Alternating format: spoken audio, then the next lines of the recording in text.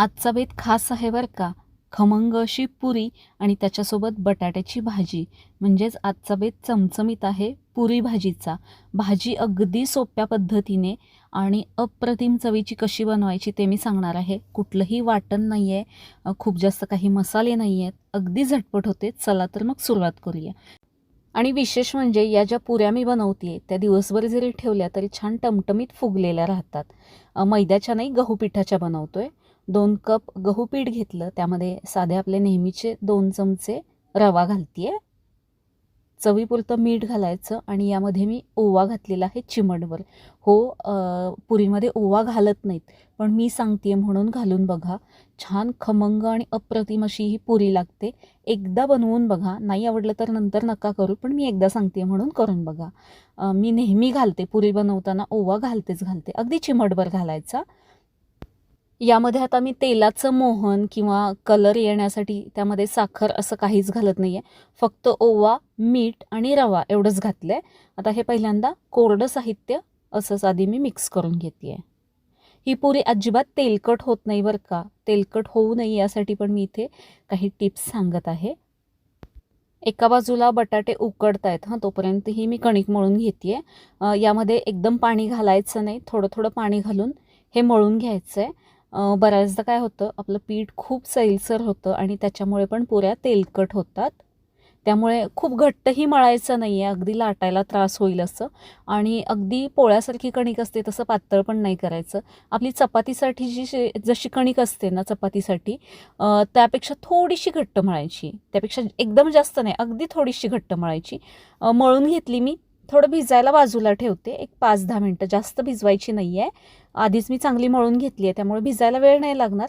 पण थोडी बाकीची तयारी होईपर्यंत एक 10 मिनिटे बाजूला ठेवते. इथे बटाट्याचा कुकर झाला आहे. बटाटे पटकन शिजण्यासाठी मी ते धुवून मधून कापून शिजायला टाकले होते. ते बाहेर काढून घेते. बटाट्याची साल काढताना आपण बऱ्याचदा काय करतो, आपल्याला घाई असते म्हणून बटाटा उकडला की लगेच आपण तो पाण्याखाली धरतो गार होण्यासाठी, साल पटकन काढता यावी म्हणून. पण तो पाण्याखाली धरला ना, माझ्या मते त्याची चव निघून जाते बटाट्याची, असं मला वाटतं. तुमचा काय अनुभव आहे माझ्यासोबत नक्की शेअर करा. त्यामुळे मी बटाटे पाण्याखाली धरत नाही, गरम असतानाच असं येतं साल काढता व्यवस्थित, ते पटकन असं काढून घेते. अर्धा असतो बटाटा त्यामुळे ते साल निघतं लगेच, पण मी हे गार पाण्याखाली धरत नाही. बटाट्याच्या साली काढून मी हे बटाटे असेच ठेवलेत. सुरीने मी याच्या फोडी करणार नाही आहे. पुढे याचं काय करायचं ते सांगतेच मी.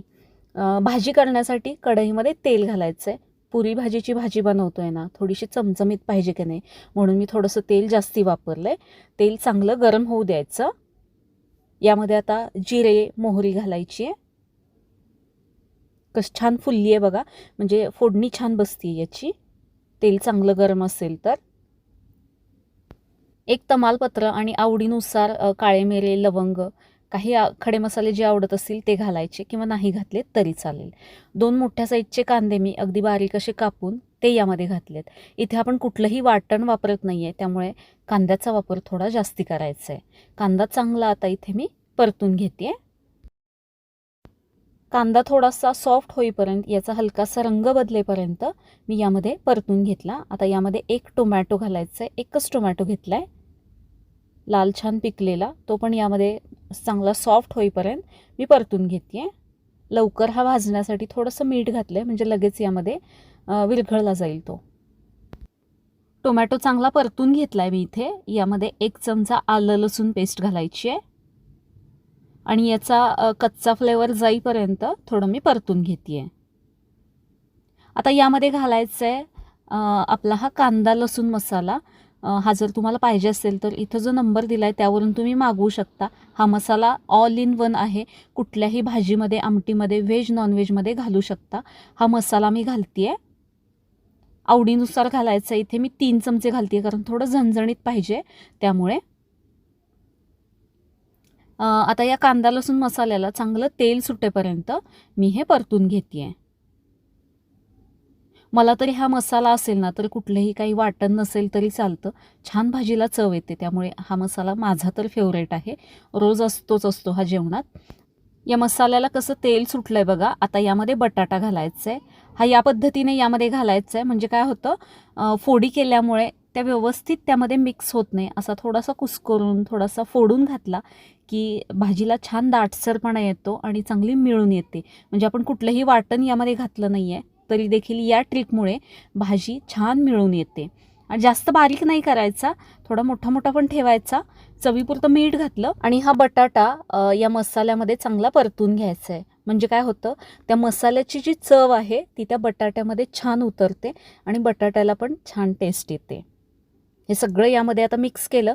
एका बाजूला मी पाणी गरम व्हायला ठेवलं होतं, तर हे गरम पाणीच आपल्याला या भाजीमध्ये घालायचं आहे. एकदम पाणी न घालता आधी मी थोडंसं पाणी घातलं, मिक्स करून घेतलं. आत्ता इथे मी गॅस मोठा ठेवला आहे आणि परत भरपूर पाणी घातलं.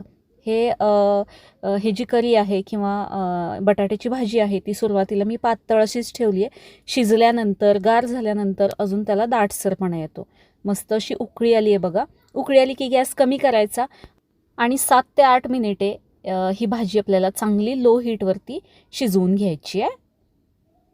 सगळ्यात शेवटी यामध्ये मी थोडासा गरम मसाला घातला आहे, एक हॉटेलसारखी टेस्ट येण्यासाठी. मस्त जबरदस्त आपली भाजी तयार झाली आहे. इथे पुरीसाठीची कणिक चांगली भिजली आहे, भाजी तयार झाली आहे. मी आता ती बाजूला ठेवते आहे आणि आता पुरी तळायला घ्यायची आहे. सगळी आपली तयारी झाली, भाजी झाली. पटकन आता गरमागरम पुरी तळायची आहे. या पद्धतीची पुरी भाजी जर तुम्ही एकदा घरी बनवलीत ना, बाहेरची खाणं विसराल. अप्रतिम चवीची तयार होते. आता पुरी लाटण्यासाठी बघा, पीठ पण इथे चांगलं भिजलं आहे 10 मिनिटे. थोडंसं एकसारखं करून घेते आहे. थोडं तेल लावून घेते आहे 1 चमचा आणि मळून घेते. बघा, खूप सैलसर नाही ठेवलेलं आणि अगदी कठीण देखील पीठ नाही आहे. गोळे बनवून घ्यायचे आहेत छोटेसे.